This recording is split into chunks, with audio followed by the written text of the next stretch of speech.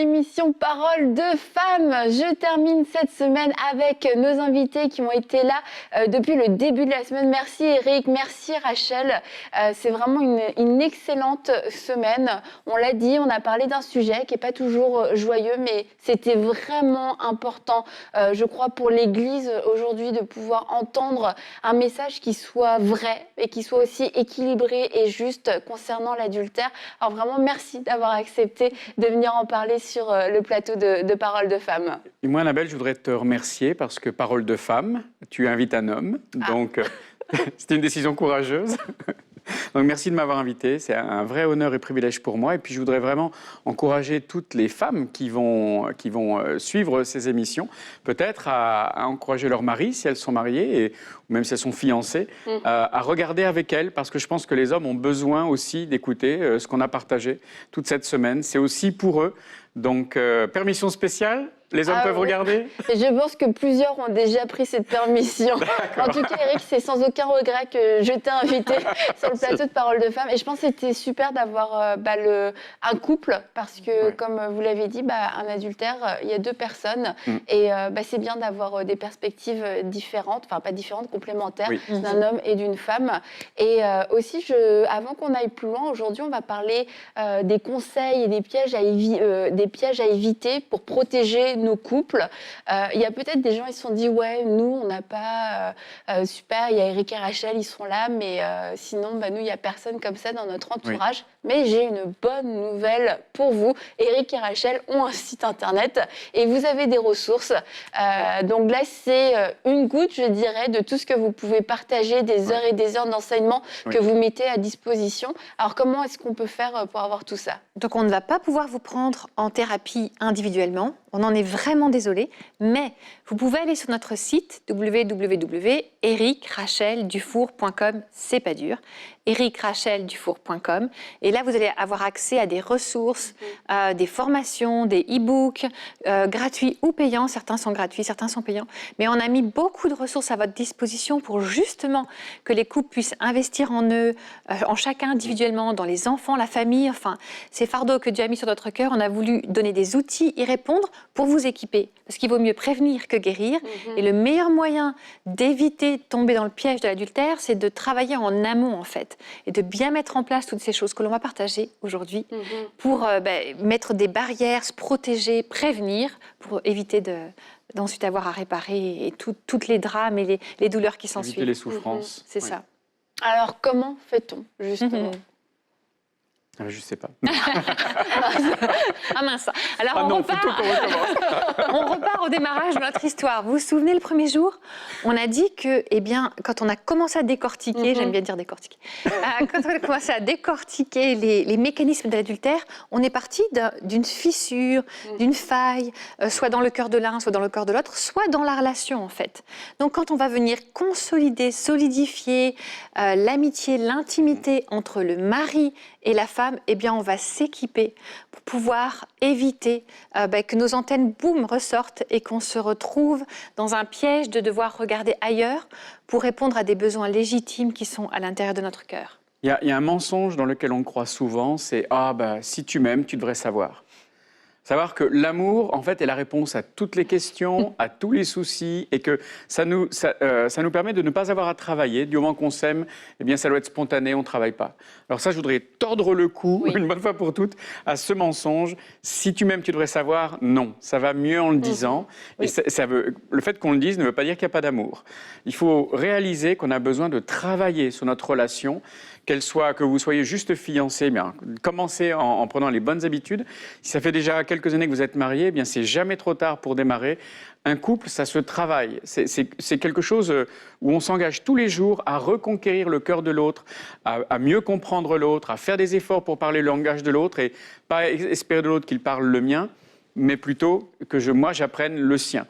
En fait, c'est le don de soi. Je vais vers l'autre et mon objectif, c'est de rendre l'autre heureux, pas d'attendre que je sois heureux. Donc ça vaut le coup de prendre le temps et de se poser pour apprendre à identifier nos propres besoins, notre langage à nous, notre oxygène. Par exemple, moi j'ai besoin et si vous nous suivez, vous le savez, j'ai besoin que la première chose qu'Éric fasse le matin, c'est qu'il me prenne dans ses bras. Ça m'apaise, ça donne le ton pour la journée, c'est de l'oxygène. Si je n'ai pas ça, je suis irritable, irritée, tendue, en mode commandante. Et là, n'est-ce pas? Oui, je confirme. C'est pas dur, la solution, elle est simple. Ça m'a pris du temps à le trouver, mais en regardant à l'intérieur de moi, de quoi j'ai besoin, les besoins essentiels. Je ne peux pas vivre sans. La définition d'un besoin, c'est que c'est essentiel, c'est de l'oxygène. De quoi j'ai besoin pour me sentir aimée, par exemple? Donc, c'est pas un désir, c'est quelque chose vraiment qui était essentiel. Et moi, je ne pouvais pas savoir. C'est un petit peu en quelque sorte comme si Rachel, elle parle couramment l'espagnol, moi, je parle couramment l'allemand. Et elle a beau me faire le plus bel espagnol possible, si je ne parle que l'allemand, je ne peux pas comprendre. Et vice-versa. Donc, en fait, c'est l'engagement de je vais apprendre ta langue à toi pour être capable de te parler dans ta langue, et vice-versa. Donc, en fait, quand on regarde l'exemple, moi, je ne pouvais pas deviner le matin, je n'ai pas besoin qu'on me prenne dans les bras, je peux me lever et je pars faire le café, faire le thé ou autre. Donc, je n'aurais jamais pensé à ça. Il a fallu que Rachel me le dise pour que je me dise, OK, ça me paraît bizarre ton truc, mais je vais essayer. Et en fait, le retour sur investissement, c'était extraordinaire. valait la peine. En fait, j'étais le premier bénéficiaire d'avoir appris sa langue, puisque ça m'a facilité mes journées à moi, avec une femme bien plus heureuse et donc plus agréable à vivre avec, dès le matin, quand j'ai compris que te prendre dans les bras, ça t'apaisait, et bien moi, ça me solutionnait. Et puis, c'était pas le pire truc qui pouvait t'arriver, de prendre ta femme dans les bras dès le matin. C'est pas la torture, quand même. Non, c'était pas une torture. Mais sérieusement, en étant sérieux, on a pris le temps d'écrire nos listes de besoins, donc des choses essentielles qui ressemblent à ça. Ça a l'air d'un détail, mais c'est crucial. Je peux en donner un des tiens, c'est que Éric a besoin, quand il fait quelque chose à la maison, sur le lit, sur le lave-vaisselle, que je le complimente. En fait, je lui dis merci, mon chéri, c'est extraordinaire, t'as fait le lit. Ça fait un bien fou. Moi, je me sens le roi du monde, le roi du pétrole. Donc, quand je vide le lave-vaisselle, ce qui est extraordinaire, n'est-ce pas? Tout le monde le sait, c'est un truc extraordinaire. Et moi, j'ai besoin que Rachel me félicite et ça me fait me sentir incroyable. Et un des secrets, vraiment, un des secrets de la longévité de notre couple, du fait que on s'entend bien, on est épanoui, on s'aime mieux qu'au démarrage. Parfait, hein. On s'aime mieux. On s'aime mieux qu'au démarrage. On va fêter nos 30 ans de mariage. Félicitations. Là. Merci. Et à chaque anniversaire de mariage, on ressort nos listes. Oh, wow. Et on les vérifie. Alors, comment je m'en sors à ce niveau-là? On fait une mise au point. Oui. Mais est-ce que les besoins changent aussi au fur et à mesure du temps? Les besoins, on n'en a pas 15. Hein. En général, les besoins, on en a entre 3 et 5 qui sont vraiment essentiels. Et chaque besoin a des actions concrètes qu'il faut écrire en positif. Par exemple, on ne va pas mettre arrête de me critiquer en public, parce que si je dis ça, je ne dis pas ce dont j'ai besoin. Par contre, on peut mettre j'ai besoin que tu parles de moi positivement en public. Alors, les actions peuvent évoluer en fonction des saisons de la vie, en fonction, si on est par exemple sans les enfants maintenant parce qu'on a 30 ans de mariage, nos enfants sont grands, etc. Ou bien on a déménagé, ou bien on a un nouveau job. Donc en fait, on peut avoir besoin d'ajuster les actions, mais les besoins eux-mêmes ne vont pas changer. En règle générale, ils restent les mêmes. Donc il y a des grandes catégories qu'on apprend à reconnaître. On les reconnaît avec les endroits où justement on est irrité, on a l'impression qu'on manque on étouffe. Tu vois, par exemple, quand j'étais irritée le matin, on s'est rendu compte que là, il y avait un besoin. C'était en se rendant compte qu'il y avait un problème qu'on a trouvé le besoin. Donc ça vaut le coup de creuser. On n'a pas trouvé du premier coup. Ça prend un certain temps, mais investissez. En faisant ça, on solidifie notre relation, on solidifie notre façon de se comprendre et de se communiquer l'amour, en fait. C'est un petit peu contre-intuitif ce qu'on est en train de dire. En fait, on va vous demander d'aller chercher les points où vous avez une douleur. En fait, la douleur, elle est comme c'est notre ami, mais personne ne l'aime, parce que personne n'aime avoir mal. Mais elle est là pour nous dire, par exemple, quand on parle de la maladie, si j'ai mal quelque part, c'est un signal que mon corps envoie pour dire, là, il faudrait que tu fasses attention, il y a quelque chose qui ne va pas, occupe-t'en. Dans le couple, c'est pareil. Si on a des points de douleur, en fait, on va vous demander d'aller voir quel est ce point de douleur et de prier pour ça, puis d'oser avoir le courage d'en parler tous les deux, sans être menaçant, mais plutôt de dire, quand on fait ça, j'ai mal, je me sens, et on a toujours le droit de dire, voilà comment je me sens. Et ce point de douleur, peut-être est le petit drapeau qui nous dit, il y a un besoin qui n'est pas rencontré, et qui est un besoin essentiel. À partir de là, on peut en parler et établir quelque chose. Ah ouais, vraiment, ça vaut le coup. On peut que vous encourager à faire ces listes, à être sérieux, à les mettre en pratique, etc. Ça va vous changer la vie. Et ça va éviter justement de laisser des brèches C'est ça. prendre devenir des vrais fossés au bout de Absolument, quelques temps. tu as raison. Ouais. Un deuxième conseil pour prévenir, éviter les failles, les brèches, le fait de se sentir vide et de regarder ailleurs, c'est de cultiver cette amitié en fait, de cultiver l'intimité entre le mari et la femme. Que des fois, on a pris le temps de le faire avant, quand on se courtisait, quand la période de fiançailles, quand on se découvrait, on avait du temps, on prenait du temps l'un pour l'autre, puis d'un seul coup, comme on en a parlé la première émission, le premier jour, d'un seul coup, les contraintes de la vie courante, le travail, métro, boulot, dodo, Les enfants. etc., nous ont fait oublier tout cela. Revenir à notre premier amour, en fait, et mettre du bois dans ce premier amour pour l'entretenir, va vraiment nous aider à éviter de tomber. Donc, si on reprend aux différents niveaux d'amitié, mais il faut que vous preniez le temps, parce que si on n'est pas intentionnel, on se dit, je le ferai quand j'aurai le temps. Non, la vie va tellement vite, la vie moderne, qu'elle ne nous offre pas les occasions de le faire. Donc, c'est à moi d'être proactif et intentionnel. Par exemple, de connecter intellectuellement avec mon conjoint, de parler de l'actualité. Ne vous disputez pas sur qui il faut voter, par exemple. Hein. Mais de reparler d'actualité, de reparler des choses qui se passent localement, nationalement, internationalement, mais avoir du plaisir à discuter, ça c'est déjà un point d'accroche. Au niveau intellectuel, ça vaut le coup de s'ajuster à l'autre. On a des fois des centres d'intérêt différents. Je sais que tous les deux, on a des centres d'intérêt très différents, mais ça vaut le coup que je prenne du temps à écouter ce qui t'appassionne en ce moment, les étoiles. Eric a plein de choses qui le passionnent, c'est facile. N'importe quel sujet, ça va marcher. Mais ça vaut le coup que je m'investisse et que je lui pose des questions. Qu'est-ce que tu as lu? Qu'est-ce que tu as regardé, écouté? Dis-moi ce que tu as appris, etc. Et on rebondit, et on discute parce que ça nous connecte. Tu vois, ça nous connecte au niveau intellectuel. Et donc, il faut l'initier. C'est vraiment une règle d'or. Soyez intentionnel, n'attendez pas que ça vienne. Ensuite, au niveau social, invitons des amis. On peut avoir l'un d'entre nous peut être très renfermé, l'autre introverti, l'autre plutôt extraverti, avoir envie de sortir. Donc on peut trouver un terrain commun. Et je pense que c'est important d'avoir des amis qui nous connaissent aussi en dehors du travail, des amis qui ne soient pas que les amis de Rachel ou bien que les amis d'Éric, mais des amis qui nous connaissent en tant que couple marié. Pareil, il faut, des fois, à la fin de la journée, on n'a pas forcément envie de ressortir. On peut le faire, par exemple, une fois par semaine. Et l'organiser, se dire, j'invente, mais le vendredi soir, ayons un dîner avec des amis ou bien un déjeuner avec des amis, etc. Les amitiés en tant que couple, ça s'entretient.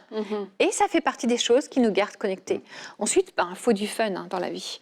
Et si on fait que métro, boulot, dodo, on va avoir de la distance entre nous deux. Qu'est-ce que vous faites aujourd'hui qui est fun en couple ? Qu'est-ce qu'on fait? Alors là, on peut apprendre à découvrir une activité nouvelle, on peut s'investir dans le loisir de l'un de l'autre, on peut trouver un point commun, quelque chose qu'on veut essayer. Si vous avez envie d'essayer le saut en parachute tous les deux, allez-y. Non, je ne sais pas. Non. Je vois pas le fun, moi. Bon, alors pas le saut en parachute ou pas, j'en sais rien. Mais l'idée, c'est vraiment de faire un truc qui va créer une activité qui va créer des souvenirs tous les deux, où on va rire ensemble. Il n'y a rien de plus... D'ailleurs, un souvenir s'imprime mieux dans notre cerveau si on rit. Et ça va laisser un goût délicieux dans la bouche. Et ça crée des marqueurs dans notre histoire. Tu te souviens quand on a regardé tel film, qu'on a lu tel livre, nous on a des livres qu'on a lus ensemble, on était morts de rire, écroulés de rire. Et on s'en souvient encore, oui. C'est sur le mariage. C'est sur le mariage, c'est ça. Voilà, peut-être que les gens l'aiment beaucoup ce livre, mais nous, il nous a fait beaucoup rire. On va pas donner le titre, on va pas le citer. Mais on a beaucoup ri, tu vois, vieux. on s'en souvient encore, tu vois. C'est vrai, c'était au tout début de notre mariage, il y a 30 ans, plus de 30 ans. Je pense que c'est, par exemple, si on prend notre exemple, nous travaillons très très souvent ensemble. Le danger, ce serait qu'on soit de très bons collègues, mais qu'on soit plus des amis, qu'on ait plus de fun ensemble. Ou des coparents.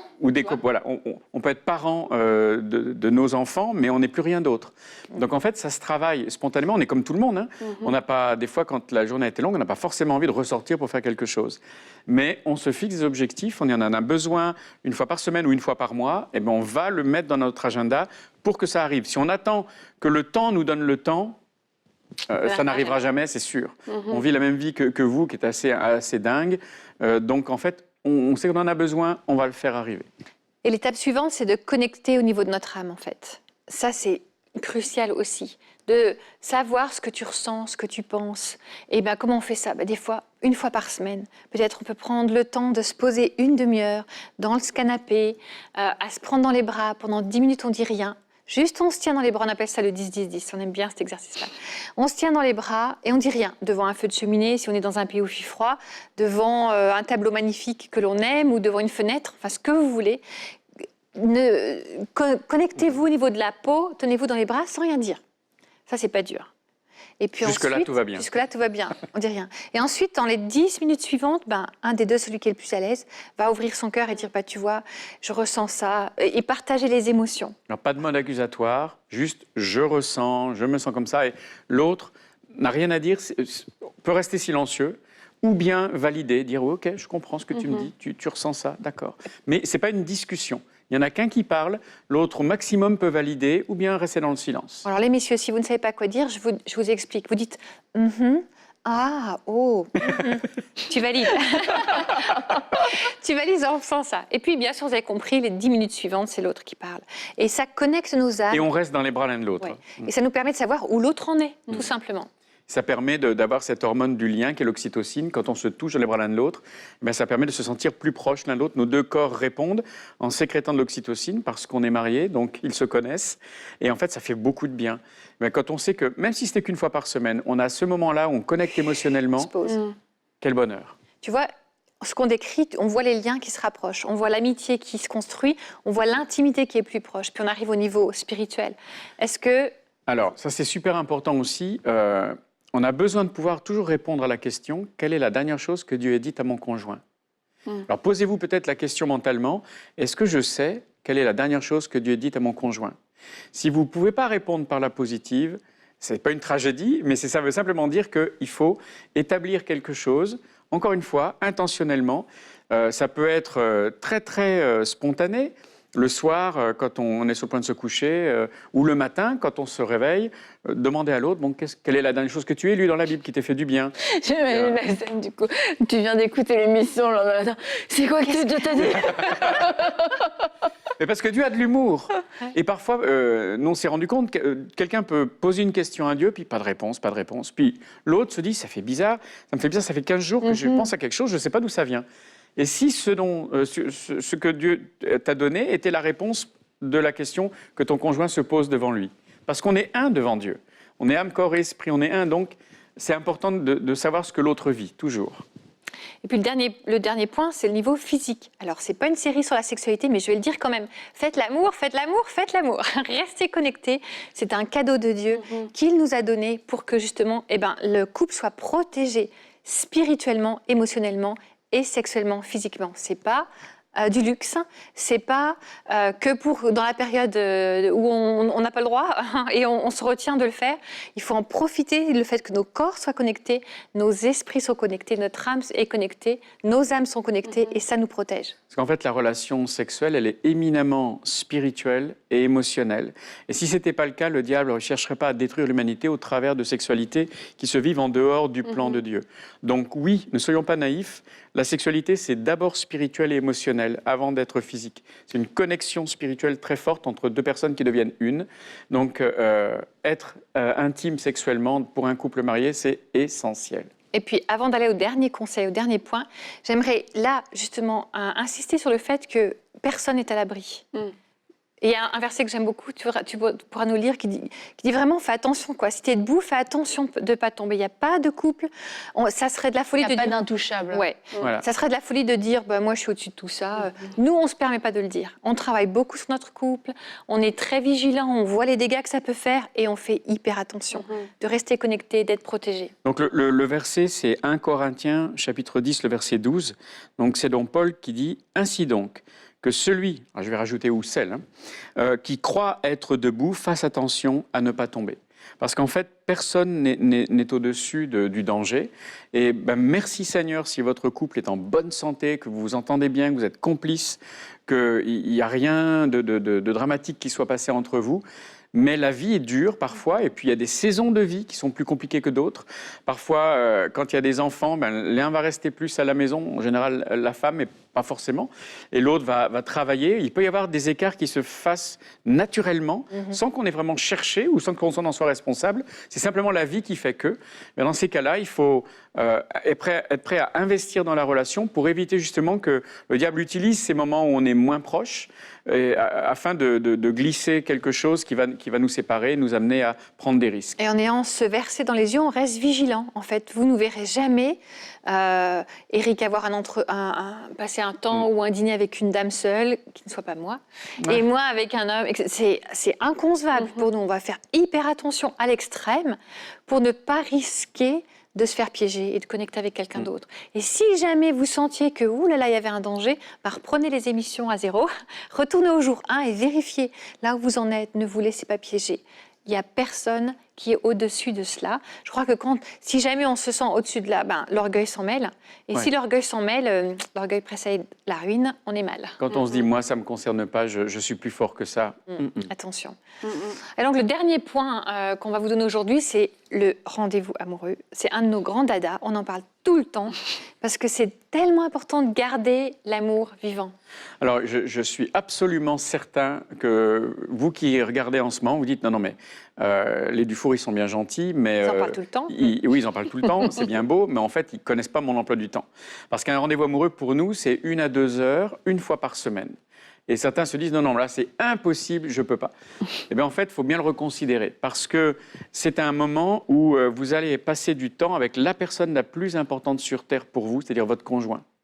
Et si le président de la République ou le roi ou la reine ou je ne sais qui, le chef d'État de votre pays vous disait jeudi à 20h, je veux vous rencontrer, vous annuleriez tout autre rendez-vous pour être présent, parce que ça doit être important. Mais en fait, cette personne est quand même moins importante que votre conjoint. Donc en fait, il faut absolument créer dans notre agenda un moment où on va passer, que le monde s'écroule, on en aura ce moment avec notre conjoint, quoi qu'il arrive.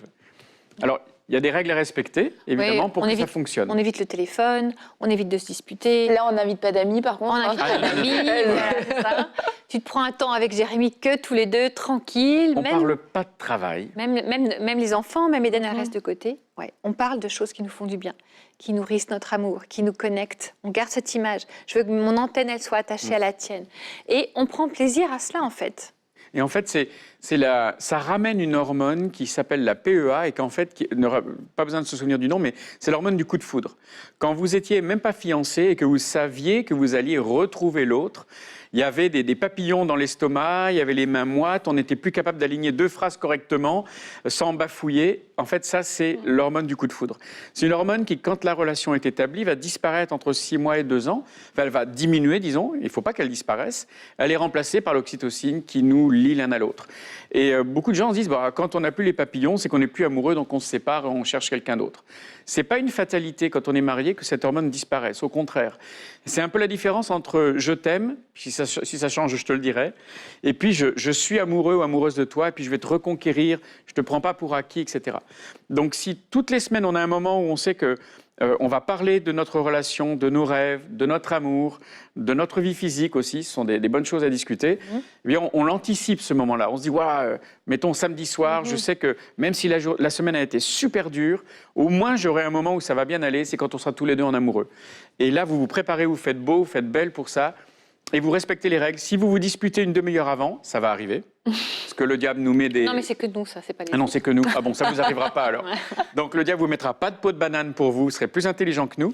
Peut-être qu'on la repousse d'1 heure, peut-être qu'on la repousse d'1 jour, mais on ne laisse pas la fin de semaine arriver tant qu'on ne l'ait pas eu. Soyez plus malin que le diable, quoi. S'il fait tout pour vous empêcher de l'avoir, s'il crée des fausses urgences, ça veut dire qu'il n'a pas envie que vous retrouviez dans ce moment-là. Parce qu'en fait, c'est un moment qui va être privilégié, où je redeviens amoureux ou amoureuse de mon conjoint. Tu vois, Annabelle, ça se construit. La protection autour.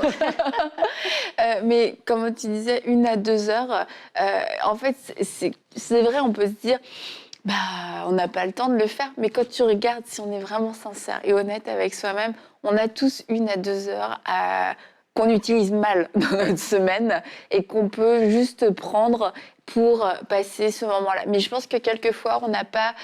soit on arrive dans des situations catastrophiques où là, on est au pied du mur et puis là, on fait tout ce qu'on doit faire, les bonnes choses. On arrive à un contrat de confiance et puis on se dit, OK, là, je veux vraiment, je vais tout faire. Mais quelquefois, quand ça va bien, ça va pas mal, mais ça va pas super bien, c'est pas une priorité. Et on veut vous dire aujourd'hui, votre couple, c'est une priorité. Le couple est une priorité. N'attendons pas que tout aille mal, que tous les signaux s'allument comme une voiture. Là, t'as tous les signaux qui s'arrêtent, tu te dis, d'une minute à l'autre, ça va exploser.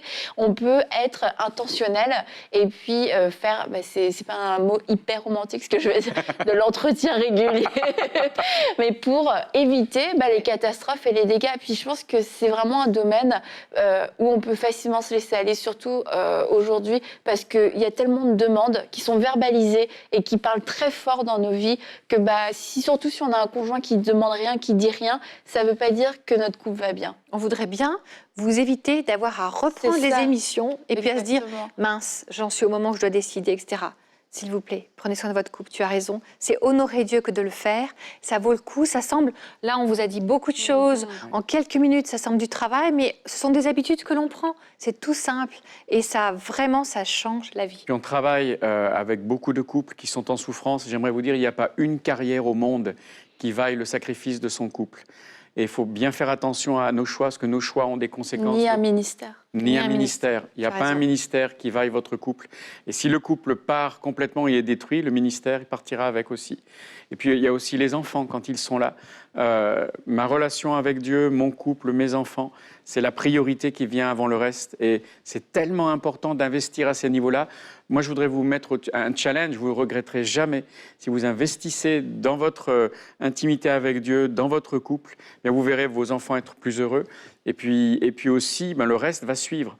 Et vraiment, avoir un couple qui dure, c'est ce que l'on souhaite à tout le monde. Et je crois que c'est vraiment le plan de Dieu, l'intention de Dieu pour chaque être humain qui vit en couple. C'est le désir de Dieu que le couple soit béni. On veut vraiment bénir les couples qui suivent ton émission, cette série. On vous bénit dans le nom de Jésus pour que vous soyez protégés, que vous investissiez dans votre couple et qu'on change cette hypothèse qu'il y a autant de divorces dans les couples chrétiens que dans ceux qui ne connaissent pas Dieu. On a l'essence du secret, on a la force que Dieu nous donne et vraiment, là, on comprend l'enjeu. Donc, que Dieu vous bénisse. Je veux encore vous remercier beaucoup d'avoir parlé du thème de l'adultère et de l'avoir fait aussi bien. Et je crois que ça a pu parler à beaucoup d'entre vous. Je vous encourage encore une fois, à réécouter les émissions, à les suivre, à les partager aussi, parce que tout le monde ne le crie pas sur tous les toits. Moi, il y a eu un adultère dans mon couple, donc vous ne savez pas le bien que ça va pouvoir faire à des gens peut-être qui souffrent en silence à vos côtés. Et je vous encourage aussi à aller sur le site ericracheldufour.com pour aller voir toutes les ressources que Eric et Rachel ont mis à notre disposition pour la famille, pour le couple. C'est tellement, tellement riche. Et puis, ce n'est pas une série sur la sexualité, mais on va quand même le dire. Rachel a un livre, Hourra pour le vajayjay, et vraiment, je le recommande à toutes les femmes. Et achetez-le en lot, offrez-le à vos filles, à vos cousines, à vos voisines, à vos collègues. C'est tellement important qu'on puisse parler de tous les sujets, y compris de la sexualité, d'un point de vue biblique et d'un point de vue juste, d'un point de vue pur. Et c'est bien, ça remet beaucoup de choses à leur place. Alors, merci Rachel de venir casser un petit peu les tabous, de venir bousculer les consciences. Mais merci à vous deux, vous avez un très beau ministère et on a été moi et mon équipe, ravis de vous accueillir sur le plateau de Paroles de Femmes. Alors, à bientôt pour une prochaine émission.